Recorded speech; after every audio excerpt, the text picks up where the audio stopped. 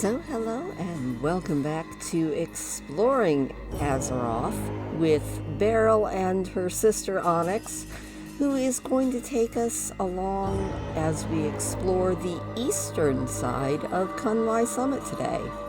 Now, the eastern side is generally accessed through the ancient passage, which is a very dangerous area full of all sorts of Sorok who have their own little dark rookery area, which is where the Darkhatch Sorok raise their broodlings, and it's not really a great area to hang out in if you are not at max level, which is why they gave you a boat ride to take you all the way to Benon Village. Now, conversely, if you are at max level and you're mining ghost iron, the ancient passage has a lot of it. But after you go through the ancient passage, you are going to arrive in Benon Village, and this is Horde or Alliance. They are a neutral village, and they're having some trouble with the Batari tribe of Yangol. And this is also where you can access one of the Pandaren scenarios, which I haven't done. I probably should. I mean, I spend a lot of time in Pandaria. You would think that I would have done everything that's available to do in Pandaria, and I still haven't. You know, it's one of those things that I'm like, wow, I really need to actually do some of the stuff that I missed out on. Also, this is where you can get the Mantis Shrimp Cocktail, which is something I didn't know, and I think that's a recipe that I don't have. But as you can see, the folks of Benon Village are being attacked. You go through, you help them out, and then you get sent along your way. If you are Alliance or Horde, you get sent to help out the villagers over here at the Chow Farmstead, and that is how you can establish your foothold for either the Horde or the Alliance. Now, more interestingly to me, and I mean that's it, this is just entirely a me thing, I love the wave speaker area of Inkilmir. You do a bunch of different wave speaker type questing, but what I really love about this area, other than the general building aesthetic, I think it's very, very nice. I don't know why, I really enjoy the fish heads on the corners of the buildings and everything. But what I like about it even more is when you go into the couple of houses that are in their little village, I love their beds. Don't ask me why. It charmed me the first time I saw it, and it still charms me to this day. The wave speakers, the Jinyu, they seem to sleep in seashells. And if you've never gone and looked at their beds, you should definitely go look at them. They're really cute. They're like little oyster shells with pillows. It's absolutely charming, and in my head, I kind of picture the gnomes falling in love with this style of bed because it looks so soft and squishy, and it looks like it's their size. I'm not sure how the Jinyu fit in them, because the Jinyu are actually pretty tall people, but you know what, we're just going to go with it. They also have bunk beds in this building over here, and again, it just, the idea of little seashell bunk beds makes me happy. So that is why I figured I would come over here and show you the cutest beds in World of Warcraft, at least in my opinion. I mean, I was charmed by the Pandaren beds anyway, just because they look so soft and squishy. And if I could have any bed from World of Warcraft in real life, it would be the Pandaren beds that are kind of built into little nooks in the wall. They're awesome. I love them. So if anybody's a carpenter, get on that. Put those out. I bet you'd make a killing off of them. Anyway, we're going to move on from Inkilmir and our wave speakers, and we are going to head on out to where there is some trouble on the Autumn Plains at the Muskpaw Ranch. The Muskpaw Ranch is the home of Lau Muskpaw and his wife and son, but the Yangul of the Berligi tribe raised his entire farm.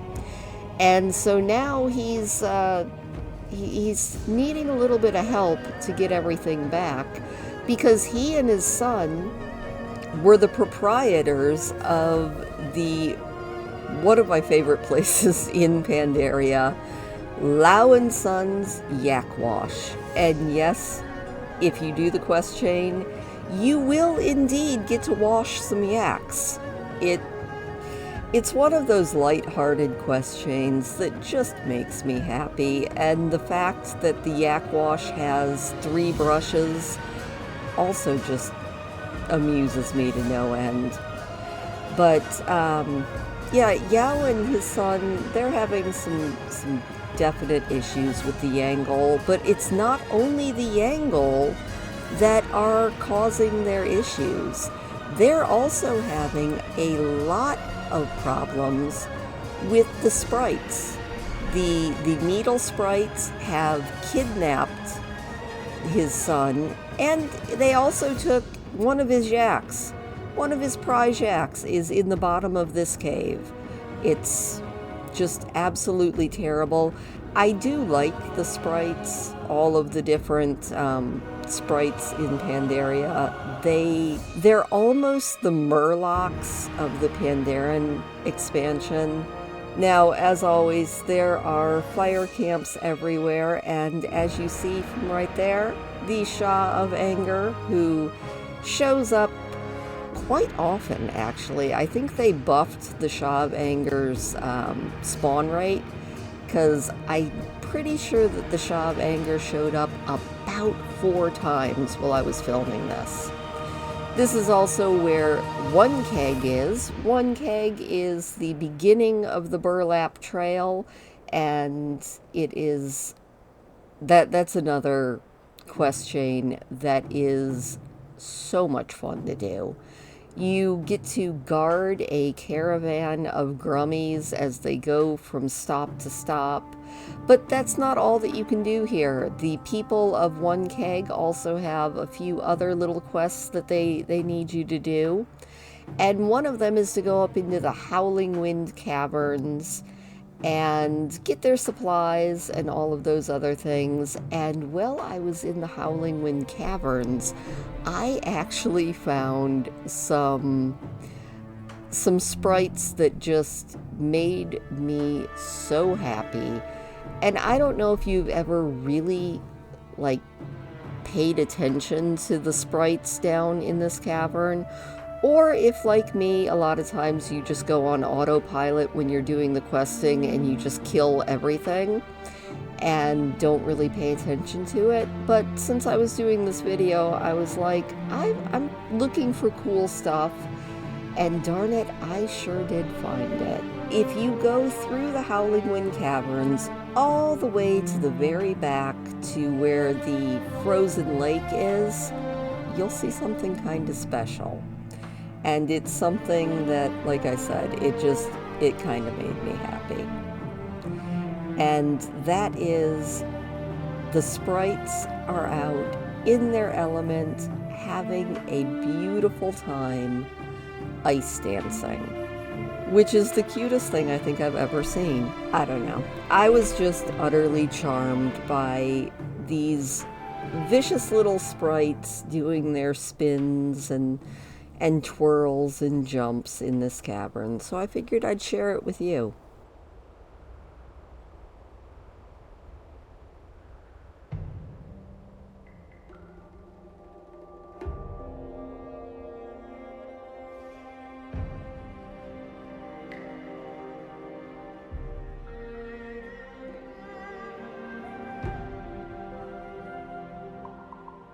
Alright, so leaving the dancing sprites, we are going to make our way to the Temple of the White Tiger. And the Temple of the White Tiger is one of those areas that I don't know nearly as much about as I probably should, because I didn't do a lot of the questing there.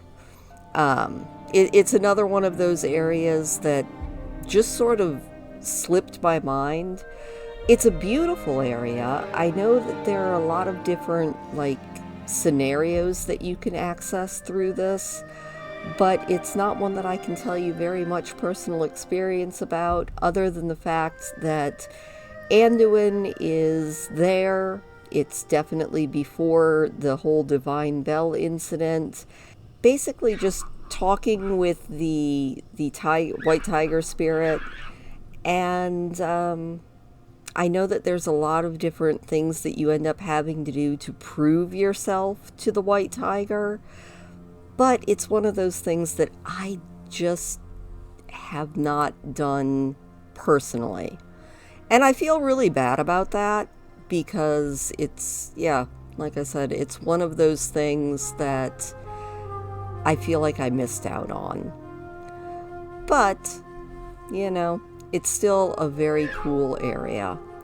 Also, sorry about the shrieking in the background. There is a pair of raccoons that are getting into a fight right outside of my window. So if you hear any growls or anything, that's what you're hearing. Did find out one interesting thing on Wowipedia about the Temple of the White Tiger, though. Evidently, according to Pandaren legend, there is a flower that grows in the lakes of the mountain slopes near the Temple of the White Tiger that only blooms in the presence of someone pure of heart. So we're gonna move on from the Temple of the White Tiger, and we're gonna head down to the coast.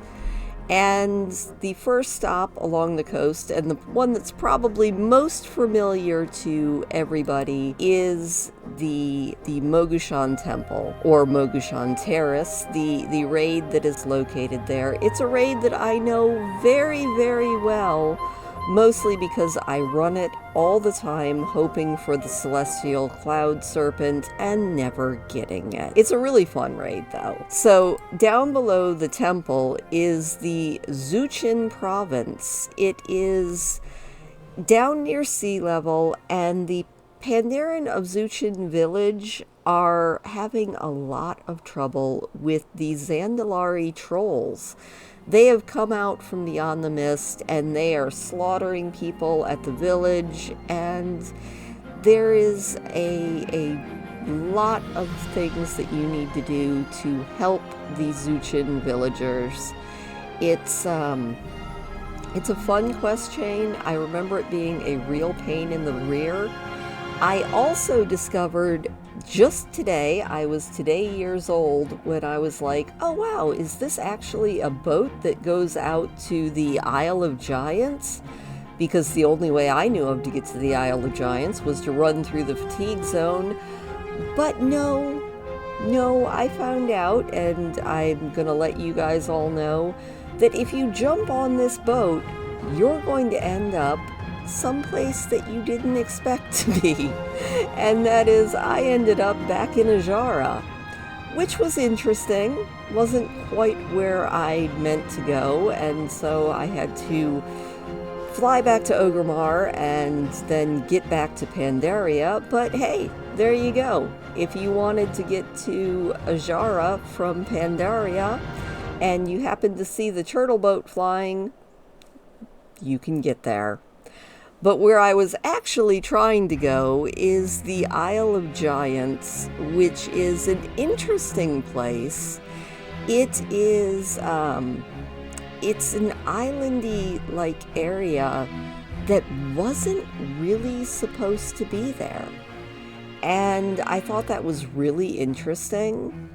And so I did a little bit of digging, and evidently this was one of the prototypes for the Isle of Thunder. And in the alpha, it was just labeled as Zandalari Isle. It's a no-fly zone, and it is filled with all sorts of dinosaurs.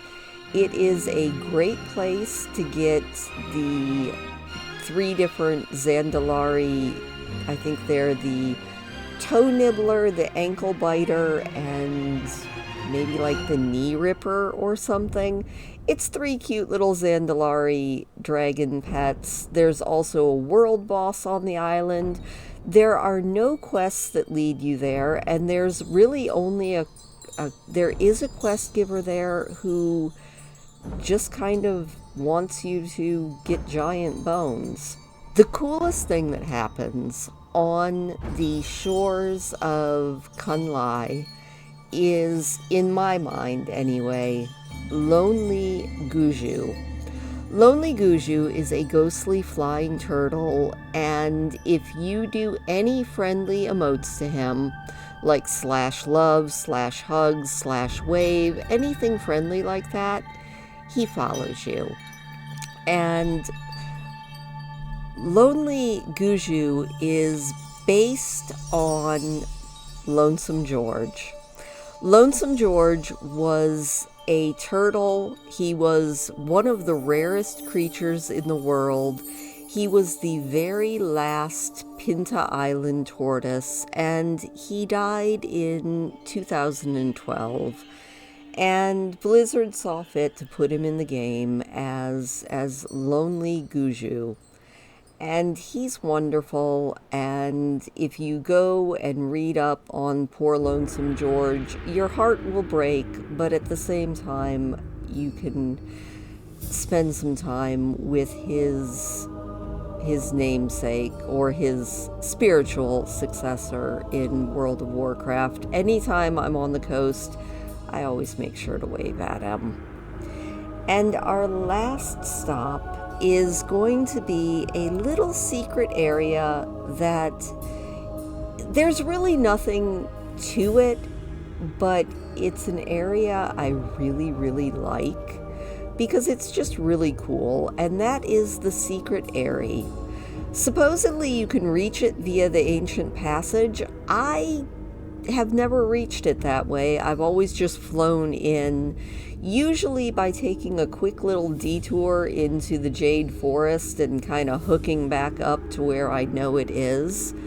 It is an area where the people of the sky, the Pandaren hawk trainers, hang out and train their hawks.